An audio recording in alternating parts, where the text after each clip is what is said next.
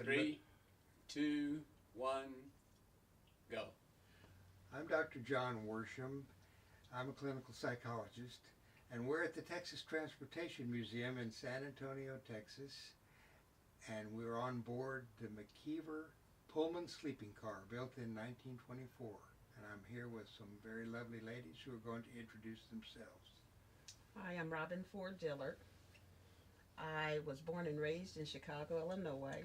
My dad was a Pullman porter back in the 50s, 60s, 70s, and 80s.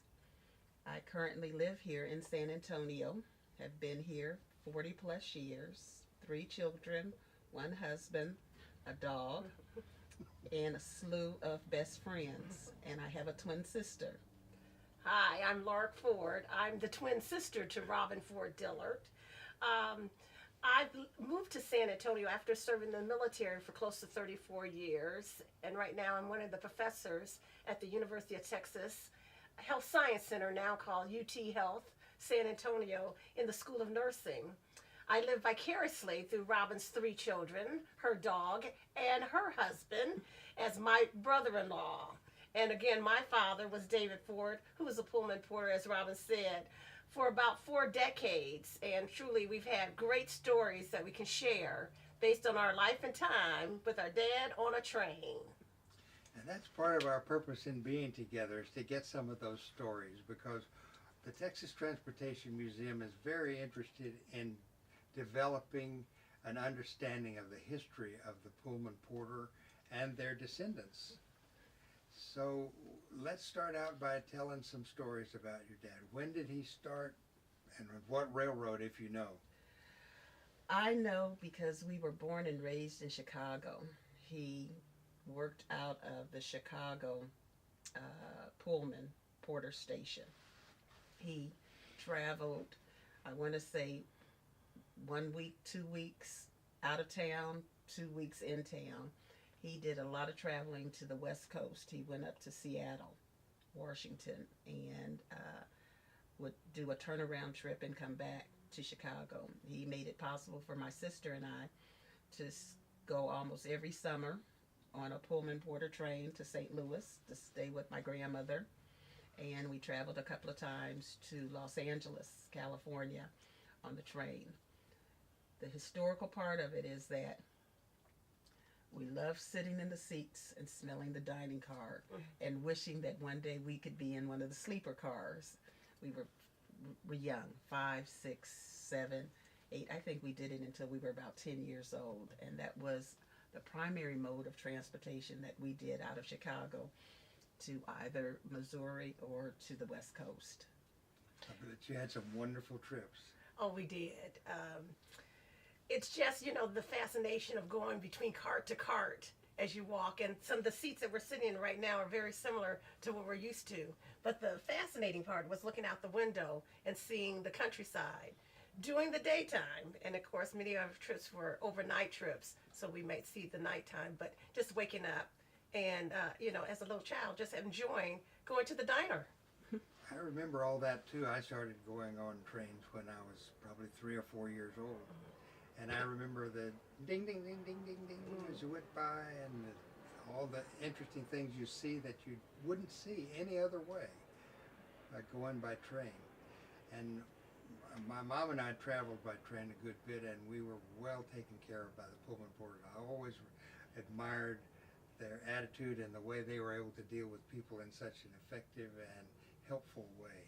And I know it was a very difficult job. I didn't know how hard it was until I grew up and heard some of the stories and read some of the books about that. But I know that they worked very hard, and usually they were supporting their families in very important ways.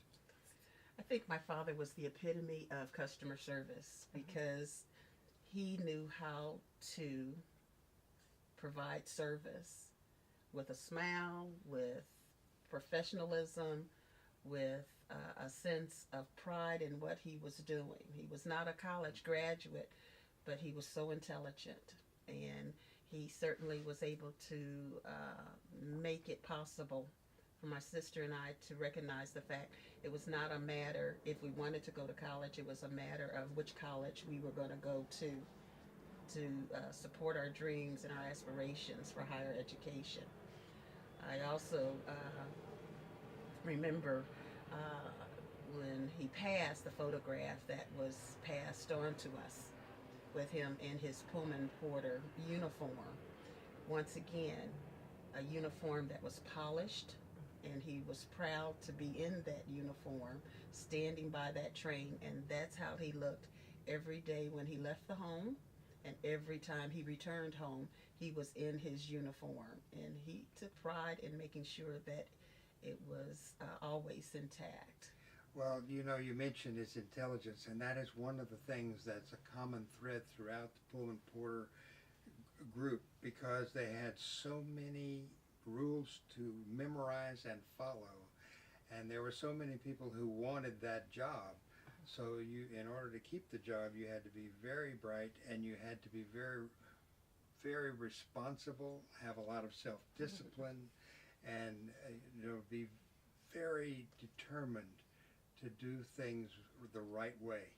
Well, those are, you hit some high points, because I think that's what caused me to get into the military. It's the discipline.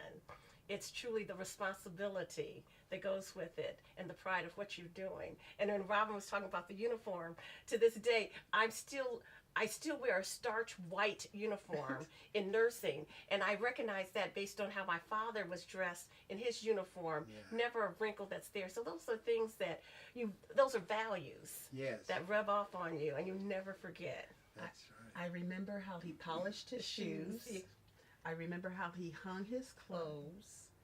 I remember how he was dressed, and he was dressed even not in uniform.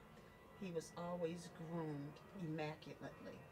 I can recall that now that I think about it, and it just makes me, how he would go and get his hair cut, and he disciplined us a little bit differently than our mother did.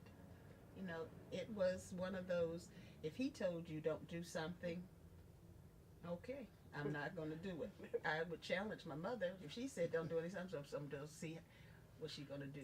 And she did it. And so I said, I won't do that again. But That's it. So he had an authority about him. yes, he did. When he was in town, and if we got sick, I don't ever remember him ever not going to work. Calling in sick. And once again, very, very young, but I knew when he was in town, out of town. But when my sister and I ever got sick in elementary school, he would not drive up to the school to pick us up. He would walk up to the school and make us walk home with him. Wow. Yes, so Yeah. it was a true test of how ill we really were. That's it. Robin mentioned she had 3 children. Her youngest son is named after my father. His middle name is David.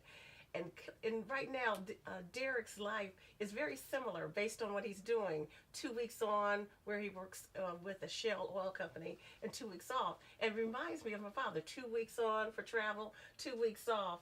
And that kind of says, like, it's a full circle that's going through. So you're living the life where you can see things come back again.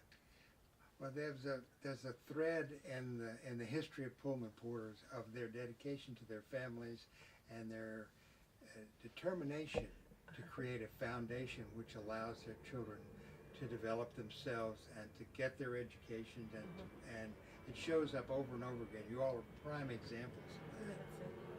That's it. Well, I appreciate what you're doing here and looking at the travel with trains. This trains didn't have at that time Wi-Fi, or where you could not speak with one another. It was always a time that you communicated with the other passengers that are there, and that's a sense that I miss, being able to talk with other people. I remember that very well. I just loved getting on the train because there was always an adventure to it, and you met new people, and people seemed to be so nice. They were certainly kind to me. I rode trains like this for many years, and on into the 50s. In 1955, I got on a car just like this at the San Antonio station, and the porter took my suitcase and brought me to my to my bedroom, and then I went all the way to Virginia on a Pullman car, and it was just a grand experience with new people coming in every time the train stopped. And the porters were just gracious people. They made a special effort to be kind and tend to your needs. And I know that sometimes they weren't treated well by some of the passengers, but I never saw any of that.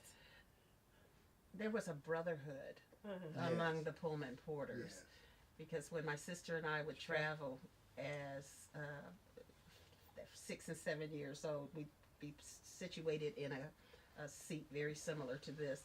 And even if my father was not on the train, his Pullman porter brothers were saying, these are David's kids, make sure they get to where they're supposed to go. And they were checking on us to make sure we were doing okay and making sure we were supposed to be where we were supposed to be. Well, my wife's father was a locomotive engineer for the Southern Pacific, and she's told similar stories that she and her mother and her brother would travel by Pullman, and as soon as the Pullman porter knew that their daddy was a locomotive engineer, they got special care. Yes, exactly. And it is, and I can't say if the majority of the Pullman porters were African American. I just only remember African American Pullman porters when we were traveling. There was a brief period, I'm sorry to interrupt, there's a brief period where some Filipinos were hired, but almost probably 98% of all Pullman porters were African American. Well, that's all I can recall was the Pullman porter being let's go through the transition of the term Negro. Then they became black, and then it became African American. By the time my father had retired, there was more diversity in the Pullman porter ranks. But when he was there, he was a part of the majority of what those workers were. And once again, they were all very professional, and they epitomized customer service because it was yes sir, yes ma'am, how can I assist you, thank you, have a good day, thank you for traveling with us. And they did the things that sometimes we miss. They said thank you. They were gracious. They really were. That was what I experienced as well. And they were gracious, as I get from my reading and from talking to some of the folks when they were still alive, that sometimes it was very difficult to be gracious, but they did it anyway, and they, that was just a part of the job. Did your dad ever talk to you about some of his work with the union, with the Brotherhood of Sleeping Car Porters? No, I cannot, because we were so young. And if he had those conversations, he would have had it with my mother, or he would have had it with His brothers, Uncle Frank, Uncle Bill, because they got together on the weekends when he was in town. It was a tight-knit family. Every Sunday we were over at aunt's house having some type of Sunday fellowship when he was in town, and every Christmas we were at a family member's home on my father's side of the family, and then every summer we were in St. Louis with my mother's side of the family. So I never heard any disgruntled comment about what he was doing or what was happening all the time that I was growing up. Well, that's good. Yes. You probably are aware about the history of A. Philip Randolph and his long efforts to create the Brotherhood of Sleeping Car Porters. Yes. And that he actually mentored Dr. King, which is a story that I think many people don't know, and the young people need to know about that whole history. Yes. And that so much of the civil rights movement and the changes that have happened in our society, kind of the heart of it was started by the sleeping car porter. Yes, exactly.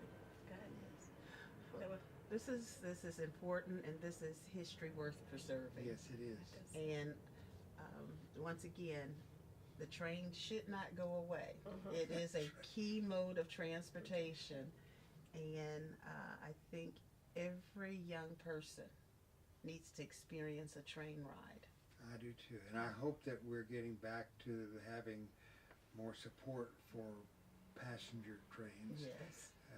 Almost other countries now are helping support their own passenger trains, and they're way ahead of us now. Mm-hmm. So I hope that we'll be focused more on that, because you can move more people for less energy Right. in a train, Exactly. for one thing. And of course, it's just a nice way to move. That's exactly it. It may get us back to talking with one another. And so, Excuse me. so when we realize that we need to spend some time learning how to communicate again, and realize that we are a mobile society, train may be the way of doing it, because if they have seats like this, you're forced to look someone in their face, Exactly. eye to eye, and if we're sitting next to one another, you're forced to turn and look at someone in their eye, and that's called conversation. Yes. It's true. You know, I know I'm speaking off camera here, but when I retired, I told Lillian I wanted to take a train ride to Dallas, Texas. And so the train left, I think, around 7 in the morning, and got to Dallas around 2 in the afternoon. One of the things that were interesting, by the time it was noon, maybe we were in Waco, and they have a dining car. And one thing that struck me about the friendliness is that they never sit you with people that you know. Right. They sit you with people you don't know, so that you can get to know them. And I thought that was so fascinating, because I met this couple, and we kept in touch, you know, and I can't remember now whether from there somewhere on the East Coast, and it was just fun to meet somebody. And of course, I think, and I might be wrong now, but maybe when the Amtrak system took over, it converted employees to be civil service workers, if I'm not mistaken. I don't know. Because the person who managed that train actually worked for the federal government. I think there was a time where there was some concern that the trains would not have as many passengers. Subsequently, it seemed like the federal government stepped in, and Amtrak was developed, and Amtrak almost guaranteed, well, I guess they did, they guaranteed that people who worked for the train system wouldn't get laid off. Well, I know that a lot of the people who had worked for private railroads were put onto the cars on Amtrak, although there were far fewer trains once Amtrak got going. Partly because the original idea of Amtrak was, in the eyes of some people, was to eliminate ultimately passenger train travel. And fortunately, there were people on the original Amtrak board who didn't let that happen. But it never has been able to really fulfill its promise, because it's become a political football. And so one party will get in and they'll create some money for Amtrak, repair some of the things that have gone bad, and then the next party will get in and squeeze them and not give them enough money, so that it goes back and forth. So they are always kind of behind the power curve. Sometimes they get blamed for not providing good service, and the blame is really not with them, it's with the fact that they don't have the money provided by Congress. And Congress has to provide a sufficient amount of money, because you can't charge enough for tickets to cover all the costs. That's why every country in the world that has good passenger rail, the government subsidizes them as well as the paying public, but they keep the ticket prices low that way, and then more people ride the train. Why don't you tell them a little bit about what we have planned, I think, for February 23rd, tell. Good idea. On February 23rd, 2019, the Texas Transportation Museum is going to provide free admission to everybody, and we're particularly looking to see if we can find descendants of Pullman porters and Pullman, other people who work for the Pullman company, people who built the cars, who maintain them, waiters, waitresses, chefs, anybody who worked for the Pullman company or for any railroad. We're asking them to come out and bring things that, if they have memorabilia, photographs, tell stories. We'll have people here from Trinity University Department of Communication and the Trinity University History Department, people to take their stories, make videos, and we want to bring all that together. And if you have, father's hat or uniform or various kinds of things like that, we'd like to take photographs of them and make note of them. And in some cases, people may want to put them on loan here, and we'll put them in cases and with their father's name next to it, things like that. So we're hoping to have a lot of people come. We even have a little steam locomotive that'll be operating part of that day. So that's on February 23rd. That's beautiful. Yeah. I wish we had saved my father's uniform or a memorabilia. He had a sister that lived in Chicago, and she had 2 daughters, and there's a good chance that some of that treasure, when he passed, may have gone to those family members.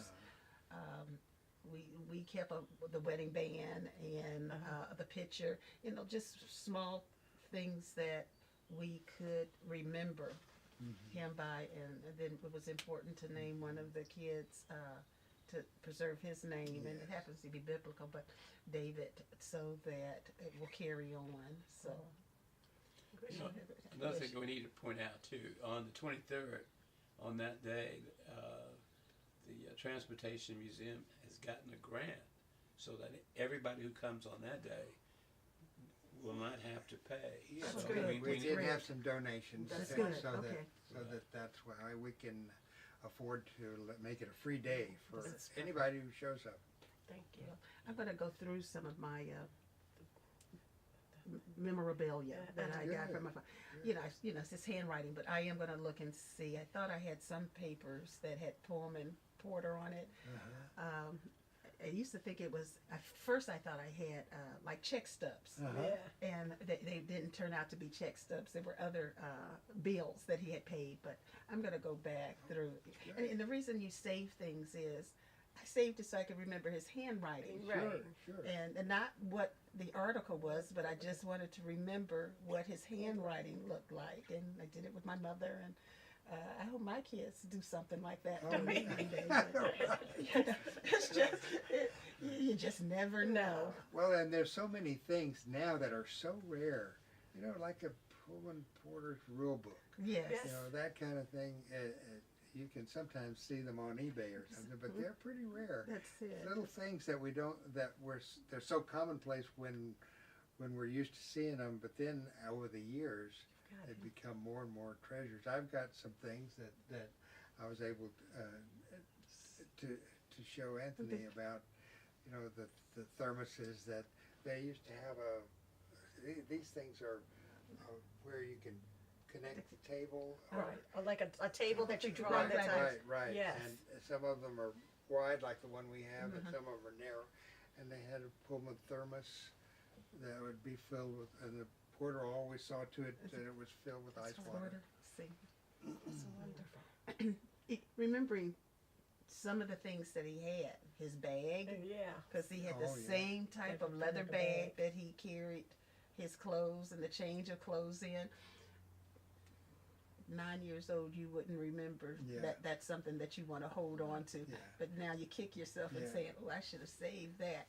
But I do have some paperwork that I want to go back through and look very closely at it. And but this is good history. Yeah. This is important history, and I'm glad to realize at this point in my life how important my father really was. Yes, Yeah. that's Yeah, good for you. That's just how important he really, really was, because he was part of history. Yes. So it's It's such a privilege to have you ladies here. I'm so glad you came. well, thank you. Thank you. It's good. Thank you. You know, Thank you. one of the things I might do this week is just take a snippet of the conversation Okay. and put it on Facebook so that they'll recognize, they know, everybody knows. That's what I'm afraid of. So, That's what I'm afraid of. My students. Yeah, and I think too that would encourage people to come out too, because they get an opportunity to share part of a history with somebody that they have a close relationship with, and also too, I mean, the first time I walked through here, I was just astounded how beautiful it is, you know, and I've gotten to learn more about the roles of the Pullman Porter, and it really excited me about. I even go on eBay from time to time and found a Pullman Porter hat and a blanket and a jacket, and so it's easy to get involved in it. Oh, it was fun to watch you be excited, you know, and some of the others that came along, Dwayne. Yeah.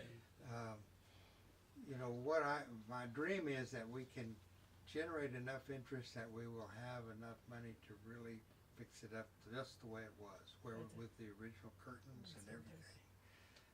And that we're pretty close. We're in better shape here than almost any other Pullman car I've seen. This is wonderful. And most of them in museums, they don't let people come in. Mm-hmm. You know, You just observe it from the The outside. outside. Yeah. They have a platform that you can walk Okay. on. But I like it that we can let people come in. We try to have, when we have events, we try to have a docent or a guide, you know, inside each car. And as I mentioned before, that's one of the ways that I realized we needed to do something to keep the history going, because people just didn't know what they were looking at. And I would say, you know, tell them about how, you know, this had 27 beds and all that. Really? I mean, you could sleep on it? Well, you know what would be nice too is for both of them individually to invite people to come out, you know, and if they know someone whose uncle might have been a Pullman Porter, but might be deceased, but their children or grandchildren are living, it would be interesting to see this part of our history. And the other thing too is that despite the fact that this train traveled to New York, the other thing I think is really interesting, there are people that will come on that day whose member of their family worked on this train. Probably Yeah, true. it Yes, I imagine that's true. And so, in a way, they get a chance to share in a part of history that they otherwise would not. That's something. Yeah, so we Well- need to really encourage people to come out. I'm thinking about the age of my father, and if there is someone who was working as a Pullman porter during the time that he was, and they're still alive, they would be a little bit over 100 right now. Yeah.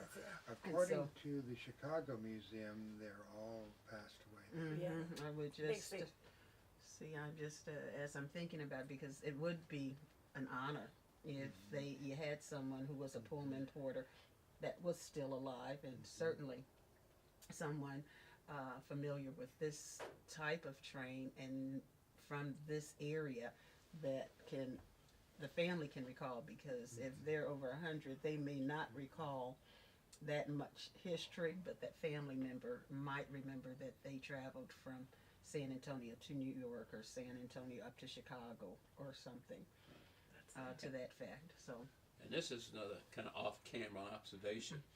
She mentioned the fact that if her dad were living, he'd be 100 years old. And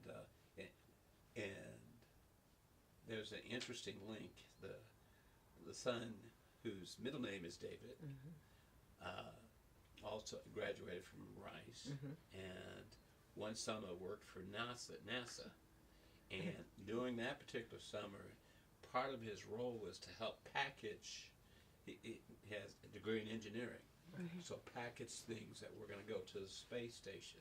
Now, I would think that his grandfather Would be looking down, looking right? down, he says, you know, I would never have thought that in my wildest dreams that a man, one, would land on the moon, Right. two, to have somebody in my own family, to have such a coveted experience, to be able to be a part of a life change, life cycle, where there's a real dependency. So, Isn't that something? My father would never leave the railroad track. He was always on the ground, whereas Derek now is looking beyond the sky. that's right. You that's know. right. And the part that I'm looking at is he was packaging the package. Yeah. And two, the other part of that role that he had was NASA was to create the specifications for cleaning their astronaut suit, the uniform that they wore, and how they had to clean it.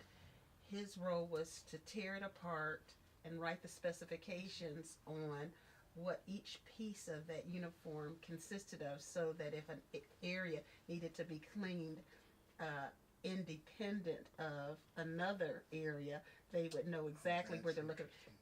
That takes a brain that I don't even have those cells, but he was. In its own way, it is related. It to what is. your That's father what did. I was going to say. It's so closely related until you're sitting and talking about it. It's almost eerie. This is where the journaling comes in. That's it. Really? So I'm going to try to see if Derek is going to be available, because I would love for him to come out on the Oh, 23rd. yes. On Saturday. Yes. Right. So I Well, want to be sure, you know, if you all are coming, I want to be sure to know when you're arriving. Gotcha. you know. So, Tony has my email, Yes, okay. has my cell number, you know, so you can text. okay. Well, I think since we're all in healthcare, we can know how to get in contact Yeah. with you, Dr. Worsham. We have close friends. We've even walked on the same soil.